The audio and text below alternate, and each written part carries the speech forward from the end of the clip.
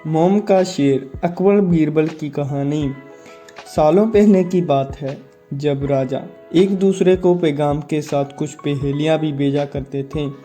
ऐसे ही एक राजा का दूत सर्दियों के मौसम में एक मुगल साम्राज्य के बादशाह अकबर के दरबार में पहुंचा। वह अपने साथ पहेली के रूप में पिंजरे में कैद हुई एक नकली शेर लेकर आया। राजा ने पहेली के साथ एक पैगाम भी भेजा था। पैगाम में लिखा था कि मुगल राज्य में कोई ऐसा बुद्धिमान है जो पिंजरे में से इस शेर को बाहर निकाल कर सके। अब मुगल सम्राट अकबर सोच में पड़ गए कि आखिर शेर और पिंजरे को हाथ लगाए बिना भला कैसे शेर को बाहर निकाला जा सकता है। पहेली के साथ पैगाम में जेल साफ लिखा था कि पिंजरे से शेर निकालते समय के लिए एक व्यक्ति को सिर्फ एक बार ही मौका मिलेगा। अकबर काफ़ी परेशान हो गए। उन्होंने लगा कि ये बहुत मुश्किल है और अगर शेर बाहर नहीं निकाल पाए तो हमारी काफ़ी बदनामी भी होगी। ये सब सोचते सोचते उन्होंने दरबार में मौजूद सभी की तरफ देखते हुए पूछा, है कोई जो इस पहेली को सुलझा सके। लेकिन हर कोई सोच में डूबा था कि आखिर यह संभव कैसे हो सकता है।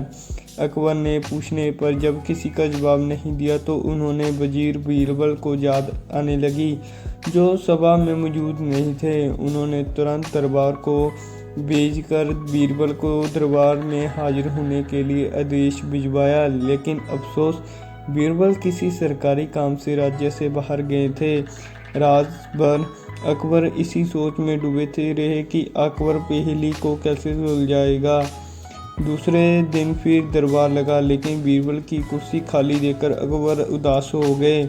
बादशाह ने एक फिर दरबारियों से पूछा, क्या किसी के पास इस शेर को निकालने के लिए कोई तरकीब है। इतने में एक दरबार अकबर से सामने आकर उसने शेर को पिंजरे से निकालने की कोशिश की, लेकिन वह नाकाम रहा। दूसरे दरबार ने पहेली को सुलझाने के लिए एक जादूगर को बुलवाया, लेकिन वो भी विफल रहा। कोशिश करते करते शाम हो गई। तभी बीरबल दरबार में पहुंच गए। अकबर ने परेशान देखकर बीरबल ने पूछा, क्या बात है सम्राट, इतने परेशान क्यों हुए। बादशाह ने तुरंत शेर से जुड़ी पहेली के बारे में बीरबल को बताया। अकबर ने बीरबल से पूछा, क्या तुम इस शेर को पिंजरे से बाहर निकाल सकते हो। बीरबल ने कहा, हाँ मैं कोशिश कर सकता हूँ। अकबर बहुत खुश हो गए। लेकिन मुगल साम्राज्य में बीरबल के जैसा बुद्धिमान और चतुर दूसरा कोई नहीं था। शेर को पिंजरे से बाहर निकालने के लिए बीरबल ने अकबर से कहा कि उन्हें 2 सुगली हुई लोहे की छड़ व सरिये की आवश्यकता है। शहंशाह ने तुरंत इसकी व्यवस्था करने को कहा। जैसे ही बीरबल ने लोहे की छड़ मिली तो उनके पिंजरे से छुए बिना उसके अंदर पहुंचकर उस नकली शेर पर रख दी। शेर लोहे की गर्म छड़ के स्पर्श से पिघलने लगा, क्योंकि वह मोम का शेर था। देखते ही देखते पूरे शेर मोम के रूप में पिंजरे से बाहर आ गया।